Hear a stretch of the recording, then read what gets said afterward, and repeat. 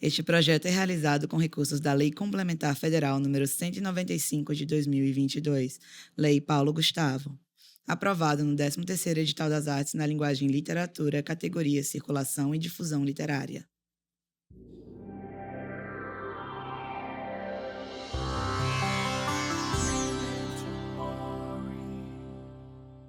Olá, olá, queridos e queridas.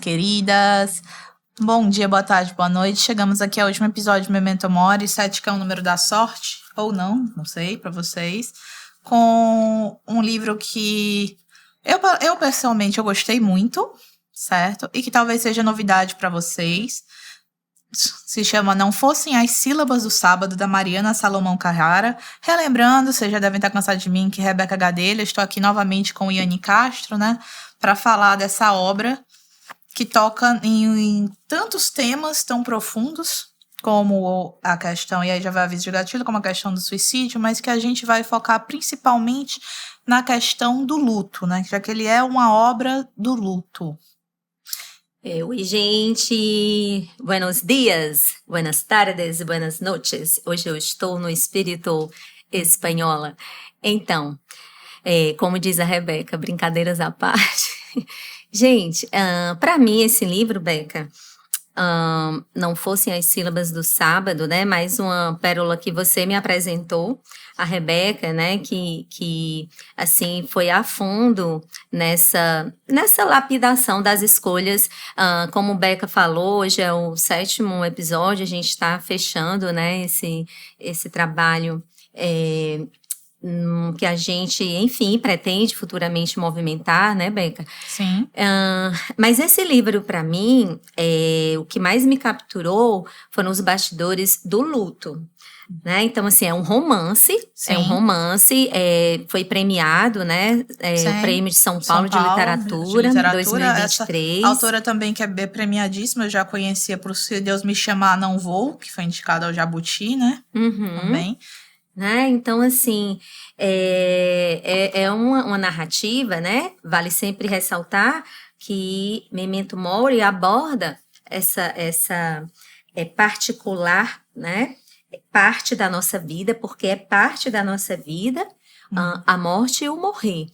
E, claro, os processos de luto. Sim. Então, indo mais diretamente, o livro, ele traz todo um processo de luto. Ele é quase um diário de luto, né? É quase isso. Só que ele não tem uma sequência. Não, ele não é sequencial. Não é. O próprio luto, ele não... Isso eu gostei muito da Mariana. Uhum. Porque o próprio luto, ele não é sequencial. Uhum. E às vezes a gente fica pensando, né, como a gente já teve a conversa, vocês devem ter lembrado dos episódios anteriores, que a gente comentou, não tem essa coisa de estágio, né? Uhum. Que a gente já falou disso nos episódios anteriores, mas o luto, ele não é sequencial, ele é diferente para cada pessoa. E uma coisa que eu gosto muito é que ela detalha o luto de uma forma que, se você já teve alguma perda, você consegue se identificar. Então, e assim, um ponto que é bem tocado, né, pela autora é sobre os alicerces da angústia. Sim. Ela define, tem uma parte muito bonita, inclusive, que ela define, né? Que ela que é a personagem arquiteta. Ela é arquiteta, né? Ela define os pilares dela. Qual é o pilar da minha angústia? Depois de tantos anos, onde fica, no caso, a luta pela morte do marido? O livro trata disso, né? É bem interessante, assim, captura logo do início, né? Um romance, como disse. Então, assim, captura logo, né? Nessa entrega de como se dá a morte, né? Dos dois maridos. A narrativa, ela vem em torno, né? Assim, dessas duas viúvas e de como isso, né? Vai sendo atravessado por cada um. Elas moravam no mesmo prédio, não se conheciam. E como eu acho muito interessante, aí, né? Sai numa manhã de sábado, o Ana está carregando um quadro, né? Chama André, e aí de repente ela descobre, ouve as sirenes, percebe que tem alguma coisa errada, e aí descobre que o marido dela está morto. Mas por que o marido dela está morto? Porque esse outro homem se jogou, e ao se jogar, acertou André. E aí, né, essa coisa das circunstâncias da vida. A gente é muito acostumado, talvez, né, quando se fala nesses alicerces da angústia, porque nós somos, muitas vezes, tantas vezes, acostumados ou então direcionados para um tipo de trajetória na vida em que, como se a vida devesse acontecer de uma determinada forma nas nossas vidas. E o livro, o tempo todo, trata, né, de trazer essa coisa circunstancial, né, do inesperado, das circunstâncias em que a morte chega, né, nesse caso, uma morte que pega literalmente duas pessoas de surpresa. Que fica claro depois no trajetória do livro que a Madalena ela também não esperava. Embora ela não chegue a fundo para falar da Madalena, porque ela diz, eu não quero saber. Né? Ela diz várias vezes que não quer saber de Miguel, que foi o marido de Madalena. Isso. E aí o que é interessante, né, na primeira particular capturada, né? Como foi me capturada. E que faz parte de uma travessia, de um luto. Quando Ana, né, diz assim, que até então ela se conhecia como Ana, arquiteta, né? Detalhe, né? Ela estava grávida, né? Ela ia contar para o André, já contando o spoiler, ela ia contar para o André naquela manhã fatídica, no qual né? ele, então, em teoria, é assassinado, né? Em teoria. Então, assim, que esses bastidores, no meu entender, Beca, não seria o que a gente adentra aqui, né? Porque, para mim, particularmente, chama a atenção todo o envolvimento do luto, porque é muito minucioso. E a maneira como o luto, ele afeta cada parte das tuas relações contigo mesmo, ela fala da mobília, com a casa, com o outro. Isso, então assim, ainda sobre esse estatuto, eu estou falando de um estatuto, ou então, melhor colocando, uma identidade, como é que eu me identifico? E aí no livro, Ana, arquiteta casada, né, então assim, estava grávida, né, ou seja, no livro depois ela se anuncia, né, essa coisa de descobrir como é ser mãe, mas assim, nunca constou viúva, e ela e André se conheciam há 5 anos, né, menos Ao final, a Catarina até vai fazer um comentário sobre isso.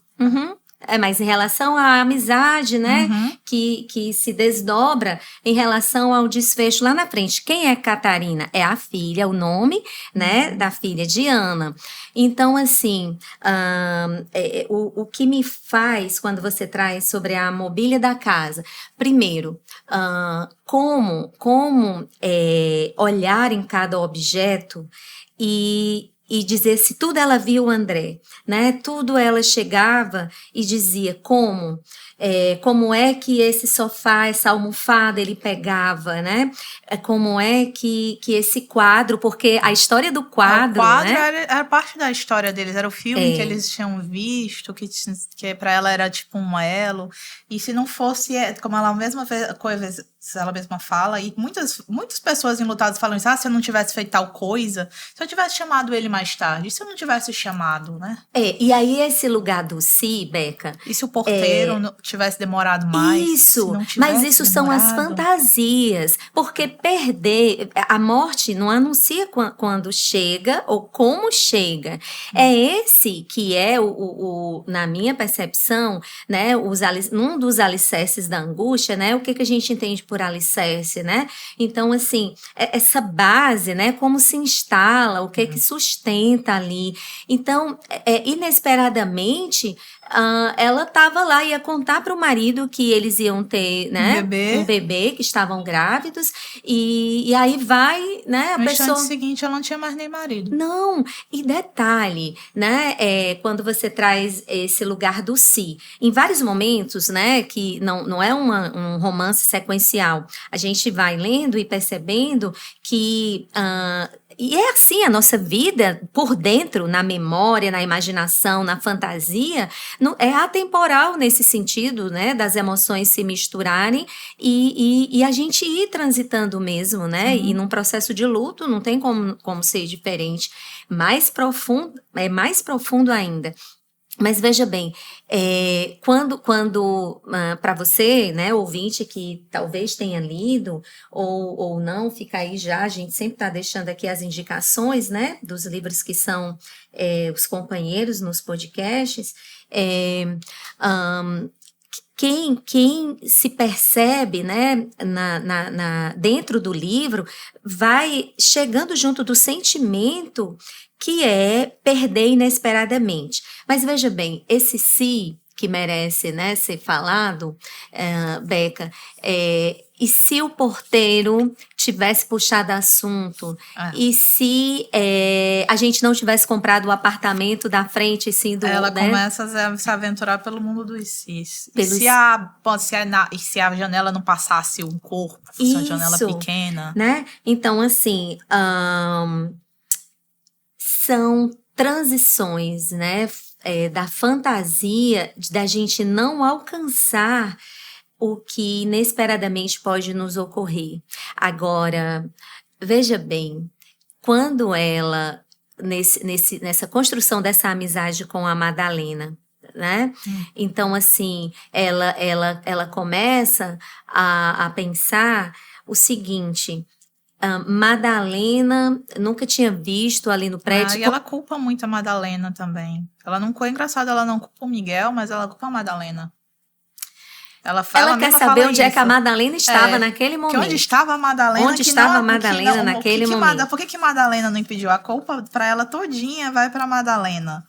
E é interessante porque ela constrói um relacionamento muito, muito bonito, alicerçado nessa tragédia, com Madalena. Então, assim, né? Ela disse que André morreu e a deixou com os detalhes. Então, veja bem, é sobre isso. Os detalhes que ficam de alguém, né, que tem toda uma construção. Ele era biólogo, né? Ele era biólogo. Ele era biólogo, ela arquiteta, eles faziam planos. Então, pensar o lugar de uma vida e, ao mesmo tempo, fantasiar essa vida depois que a morte marca aí um território de um lugar que tinha sido, né, imaginado ou digamos, numa relação que era da Ana e do André, terem, né, feito planos. Então, é curioso que no decorrer dos anos, porque na amizade, uma amizade que avança para 13 anos, né, de amizade, e aí há pouco você relembrava que a Catarina, que é o nome, né, da filha dela, um nome cheio de sílabas. Isso. Interessante, né? O título, porque a gente pensa no título, a autora vai nessa coisa de Catarina. Como chamar? Tina? Quantas sílabas tem, né? Catarina. Que nome dá? E ela fica o tempo todo, como André poderia chamá-la? Que nome André daria, né? O que ele faria, né? Mais uma parte dessas fantasias, de certa forma. Coisa que é muito comum, né? Quando a gente sofre uma perda. E aí, uma coisa que me chamou a atenção também no livro, que a Mariana não fecha os olhos, é como as nossas relações, elas mudam depois da perda. No caso, a Ana, ela não tem mais amigos, além da Madalena. E assim, como é quando ela volta a trabalhar, e aí ela começa a perceber a forma que os clientes vão escolhendo os móveis. Isso. Aí, né?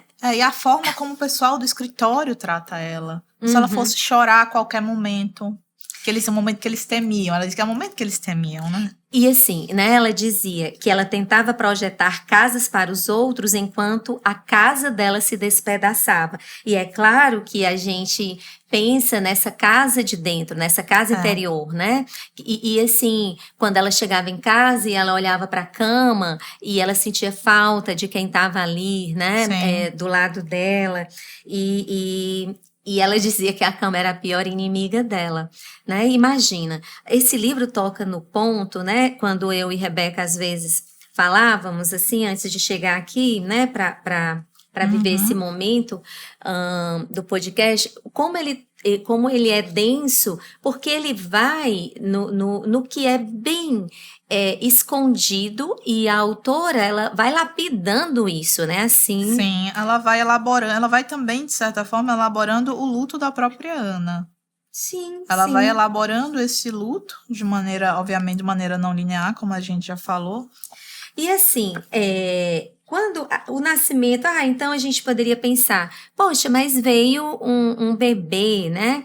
E como a gente precisa respeitar os lutos? Onde fica a alegria? É uma pergunta que é colocada. Onde fica a alegria? Para Ana não tem espaço para alegria. O berço do bebê, ele está completamente deslocado na tristeza que é o apartamento. E é uma coisa que ela dizia, que o que a filha dela tinha que entender é que o que era a vida para ela, né? Ela não havia conhecido a mãe dela antes. Uhum. Ela só conheceu depois, uma mãe que foi marcada por uma tragédia e que dizia, inclusive, que a vida dela havia aprendido a se guiar por esses caminhos de dor dela. E assim, como falar deste pai para esta filha? Que eu achei, né, assim, eu brifei essa parte também, viu? Um dos pontos que mais me capturou. Mas assim, quando você falou há pouco que ela ficou, né, como é que você falou? Que ela ficou sem amigos. Ela tinha um amigo, né, Sim. o Patrick, ela que foi pro também Canadá. Os outros, né, os amigos do casal. O que foi dos amigos do casal? Sim, sim. Mas assim, qual é o tipo de suporte que cada um, né? A gente deixa aqui também essa indagação. Qual é o tipo de suporte que a gente quer por perto? Porque não é porque tem gente que poderia fazer uma leitura, mas está grávida, veja aí a esperança, uma vida que chega, né? Então, assim, para Ana, a personagem, aconteceu de uma forma totalmente outra, né? Esse bebê ficou totalmente ainda marcando algo que ela nem sabia o que era, porque ela tinha um luto para viver, né? Então, assim, e aí quando ela menciona esse amigo que é o Patrick, que foi pro Canadá, é muito interessante, porque ela diz que ela e o Patrick, eles eram muito assim das risadas, né? E ela não tinha esse riso para dar para ele, não sabia, ela disse que gostava muito desse pensamento, não sabia também se ele teria ido por causa disso, ou se ele não disse para ela porque ia, mas isso não importava, né? Mas ela volta ao assunto do Patrick vez ou outra, né? Isso. Mas eu acho legal quando ela fala que ela diz que faria como todos os amigos que nos portavam o silêncio dela, porque teriam simplesmente abraçado a amiga viúva e aí corria para casa para certificar de que todo mundo continuava vivo. Acho isso muito emblemático da maneira como a sociedade, inclusive, trata as pessoas enlutadas. Você tá falando do quê? Da questão de como as relações mudam, Yane, de como as pessoas têm medo, ou parecem ter medo, de lidar com aquela dor. Porque sabem também que um dia é uma dor que elas podem ter. Uhum. E ao evitar lidar com aquela dor do outro, também ninguém tem obrigação, sejamos sinceros, mas ao evitar lidar com a dor do outro, elas acabam deixando essa pessoa também, talvez no momento que ela mais precise de ajuda, acabam deixando essa pessoa sozinha. Pois é.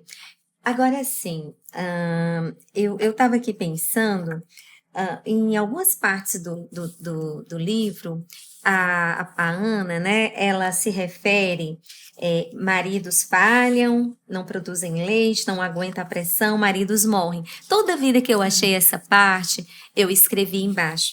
Mulheres também. Mulheres falham, mulheres erram, mulheres morrem, né? Então, assim, não sei, poderia ser uma forma, né? Eu fiquei pensando de tipo brigar com a vida, porque ela amava o André, ela passou. Quando ela se permite, bem tempos depois, se permite ter sexo, como ela diz, né? Um cara que se permitiu ser séria, né? Quase séria. Isso, né? E aí, num contexto em que a Madalena estava namorando também um cara, e aí ela diz: esqueci de escrever pro Patrick que eu, né? Tipo assim, encontrei alguém, mas mas isso que é sexo, ela faz essa diferenciação. Um sexo Porque casual. mas ela percebe que deixou de procurar o André ali, o toque do André, o jeito do Até André. porque ela não se lembra. Ela menciona depois que ela percebe que não se lembra. Caraca, sabe, uma das partes mais ricas é justamente essa parte que você agora traz.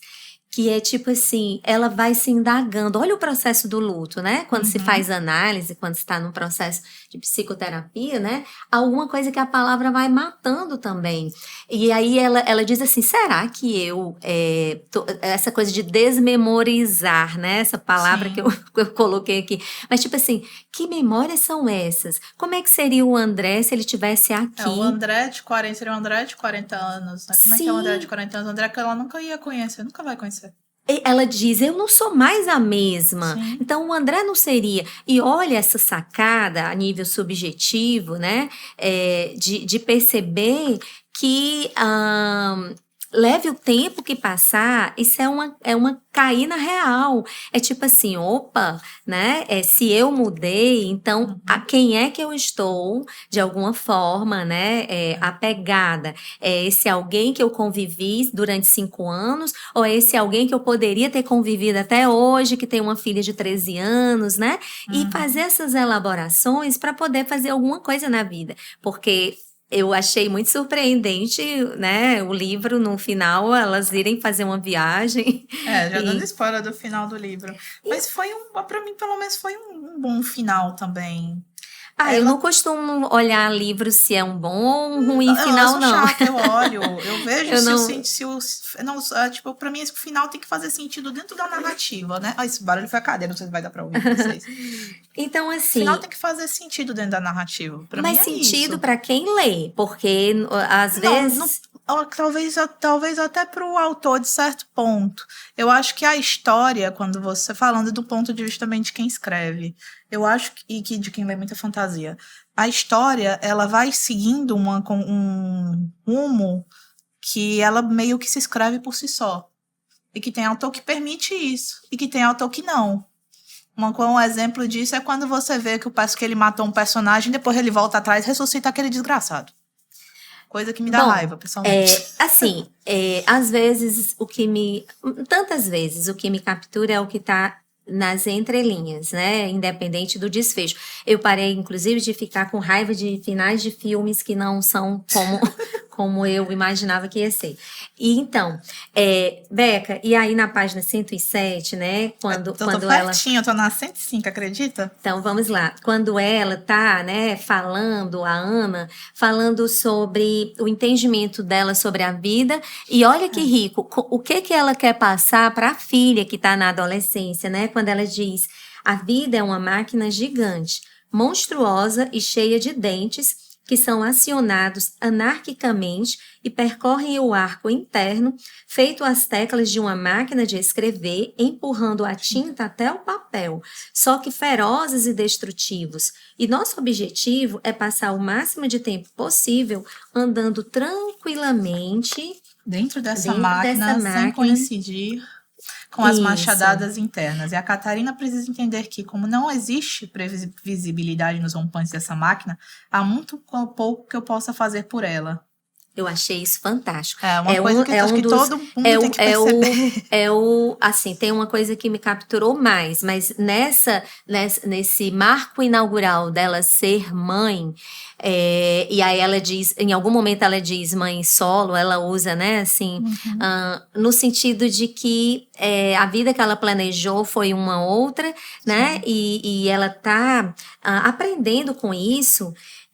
O que ela, né, quer passar para a filha dela, né? Então, assim, e eu até escrevi assim do lado, quase não existe previsibilidade, né? Porque, assim, às vezes eu escuto, né, eu vejo algumas pessoas que querem ter certeza das coisas. Controle. Mas e a certeza. Não, eu só queria ter a certeza que isso vai dar certo. Eu só queria saber se eu escolher isso vai ser melhor para mim do que escolher aquilo. Então, a maior dificuldade, eu usei o artigo definido, eu vou manter. A maior dificuldade hoje, né, entre nós, pessoas que estamos nesse tempo de viver atualmente, contemporâneo, é o quê? Saber que existem várias possibilidades de escolha.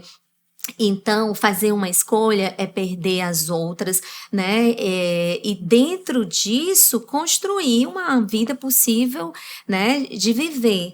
Então, Tu até quando me falou ela... isso também, quando eu desse meu processo de sair de casa e morar com meu parceiro, que é escolher o caminho que é possível, né? Dar o passo que é possível no momento. Uhum. É É sempre sobre sobre isso. Agora, a gente entender, né, que isso é estar, né, no que se chama passo a passo da vida, né, aí não vamos dizer que é coisa fácil, porque nós vivemos, né, esses tantos cis, Sim. escrevi inclusive sobre isso, né, esses tantos cis que invadem a nossa imaginação, né? Agora, Beca, a gente combinou de não se estender tanto, Sim. né, nesse episódio, haja vista é um episódio em que trata pontualmente da gente falar desse, né, Sim. do que essas personagens, de uma forma, né, atravessam de certa forma, e o luto e a imprevisibilidade da vida de cada uma. O que isso diz na minha vida, na sua vida, na vida de você que está nos escutando, né? Ao que cada um se agarra, como se pretendesse, diante da vida, ser senhora, né, ou senhor, de coisas que nós não alcançamos. Então, até que ponto estamos escolhendo sem estar querendo que a vida garanta, né, que seja como a gente, né, idealiza ou queira. Então, veja bem, um dos pontos que mais me tocou, e eu escrevi aqui no livro, Que Riqueza, foi, né, assim, primeiro, é muito interessante como a Ana, no início da amizade com a Madalena, fica dizendo, a Madalena chega na campainha, ela já tem um jeito de tocar a campainha, e eu já sei que é ela vai entrando. Mas no início, se ela soubesse que eu não quero que ela venha, lá na frente esse sentimento vai mudando, né? Elas duas é aquela coisa, elas se unem através da tragédia. Diz que quando a Madalena chega pra falar com ela a primeira vez, ela praticamente vomita nos pés da Madalena. Porque estava Porque ela tá grávida, né? Ela descobre, e aí talvez nesse momento, Madalena tenha percebido que não podia simplesmente deixá-la assim. Uhum. E aí, como eu dizia, um dos pontos que mais me tocou, né? Porque se elas tinham essa amizade, e foi incluindo também a Catarina, né?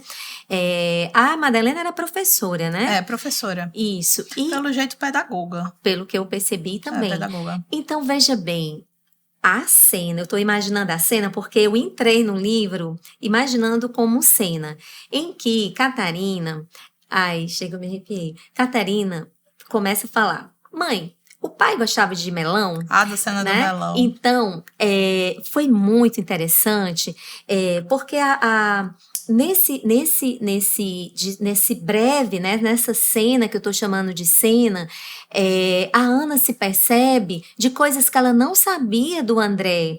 Agora, e aí ela diz, poxa, como é que a Tina quer saber de mim? O que eu digo? Eu invento e tal. E aí... Ela vai pensando, né? Se ele gostasse muito de melão, ele teria feito questão. Mas talvez ele não gostasse tanto. Mas o que eu achei sensacional, né? Foi Ana não dar uma resposta pronta e deixar essa curiosidade da filha, né? Assim, como apresentar um pai ou como apresentar esse pai... Não tratava sobre isso, mas de dar espaço para a garota, né, a adolescente, devagar, falar, fantasiar, imaginar. E aí, porque o pouco importava era se ele gostava ou não, né? Assim, na minha forma de pensar. E aí, não por acaso, ela vai e pergunta a Madalena. E aí... a Ana, como é que pode? Agora ela vai perguntar a Madalena. E aí, nesse momento, a Madalena diz que ela não conheceu o pai dela, né? Que ela não conheceu o pai dela. E aí, o desfecho eu achei lindo, porque Ana chega e diz assim, E então, filha, o que você decidiu sobre o melão? Acho que você tem razão, mãe. Ele com certeza gostava de todas as frutas grandes. Gente, olha, sabe o que é não colocar a filha numa posição de vítima porque o pai morreu daquele jeito, porque ela, poxa, ela tá sentindo falta. E oportunizar ela construir num discurso, né, a versão dela. Que a filha tenha também conhecer o pai. Como é que ela conhece esse pai?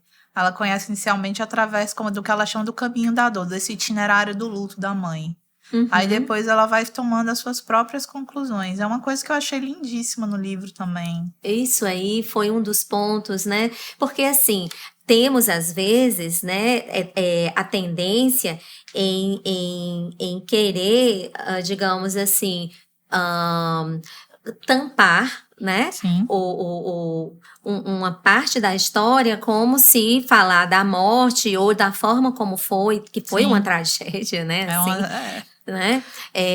Como se isso, não falar disso ou inventar outra coisa, ou, né, porque Deus quis assim, ou, Sim, né? e não tem esse eufemismo, né? Isso. Tanto é que a Catarina, mesmo quando criança, disse que o pai dela morreu. Uhum. Dizendo que o pai morreu num acidente. Agora sim, eu achei muito fantástico nas construções desse romance, quando, né, o André tinha uma mãe, claro, e 2 irmãos, e aí essa avó que a Ana tinha pensado, né, como é que seria a relação da avó com a tudo neta. que ela tinha imaginado, e aí ela disse que deveria ser a avó que deveria se aproximar. Porque... Ela até fala do egoísmo do luto. Sim, sim. Né? Eu acho incrível também. Na verdade, eu gostei bastante. Eu gostei muito desse livro. Então, assim, eu achei sensacional. A Ana não... Porque ela diz assim, né? Ela se posicionou... A Ana ficou, poxa, e o que eu vou fazer? Agora eles estão chamando a gente, né? Os 2 irmãos do André, que eram os 2 filhos, não poderiam cuidar da mãe. E aí estavam chamando a Ana para cuidar. E aí a Ana, não, mas não dá certo. E aí, com a ajuda da Madalena, a Catarina escreve uma carta. Achei muito simbólico, né? Em que ela diz, olha... Que ela até chama Madalena bandida. Né? Eu achei fantástico. E aí ela diz assim, vó, não eram seus 2 filhos que teriam que cuidar de você? Eu e minha mãe, a gente já tem muita coisa, né, pra fazer. Eu sei que você não vai nem ler essa carta, porque ela já estava numa fase... e ela já sabia, né, também, essa opção até eu fiz porque era uma tarefa da escola. Ela mesma falou, eu fiz a tarefa da escola. Então, gente, vocês aí que estão aqui conosco, em algum momento, tempo do dia, da madrugada, seja lá o que for, viver os nossos processos de luto não estão ao nosso alcance em relação a definir como é que se atravessa um luto. Porque essa narrativa, ela nos coloca de frente, né, nesse romance, da imprevisibilidade, do inesperado, do inalcançável do roteiro de uma vida. O que a gente tem que fazer na vida é viver mesmo, né? Isso é o que torna a vida interessante, sim, como dizia Contar do Caligares, que eu sou apaixonada, né? Ele faleceu, mas ele está vivo aqui nas minhas falas e nos meus livros que leio dele, artigo, enfim. Então ele dizia, olha, uma vez perguntaram para ele sobre felicidade, né? Ou o que era uma vida, né? O que era para ele a felicidade, o que era para ele, né? Assim, ele disse, olha, uma vida com sentido. Ele disse, para mim o que vale é que a vida seja interessante. Sabe? Então, assim, morreu alguém, vamos ver como é que vamos enfrentar isso. Perdeu o emprego, vamos ver como é que vamos enfrentar isso. Morreu um bichinho, vamos ver como é que vamos enfrentar isso. E olha a frase que eu estou repetindo. Vamos ver. Isso não quer dizer que é um toque de mágica. É preciso ter coragem pra gente olhar. Tem que encarar o problema, de certa forma, assim falada. Tem que encarar as coisas, tem que encarar. A vida, né? Você precisa encarar, seja um problema, seja... Talvez não seja o problema, você precisa encarar a situação. E olha só, fugir dela. E como é que a Ana diz assim, né? Encarando, depois de um processo de 13 anos aí. De luto. Né? Que é a data cronológica que a gente pode se referendar aqui do escrito do romance. André sobrou como uma história impressionante É, para contar em pesarosos e alarmistas nas mesas dos restaurantes por aquilo, né? eu grifei essa parte também. Pois é. Então, assim, eu tenho uma coisa, assim, sobre esse significante tempo, né? E aí, já nas entrelinhas, no final, ela diz: já não sei se minha lembrança é de amar o André ou de ser muito jovem. Não é que o tempo diminua a saudade, o que ele faz é diluir a memória. Outro trecho que eu grifei. Então, acho que Acho que é temos o tempo que temos, né, Beca? temos o tempo que temos e acho que a gente usou ele de maneira proveitosa. Uhum. Eu espero que vocês tenham gostado também dessa nossa despedida, né? Não sei se vai ter segunda temporada, eu gostaria que sim, mas vamos ver, vamos deixar com o tempo, com o destino, o universo, futuro. Então, a vida é um filme que a gente, né, protagoniza e assume como personagem principal. Ficamos por aqui. E muito obrigada, galera.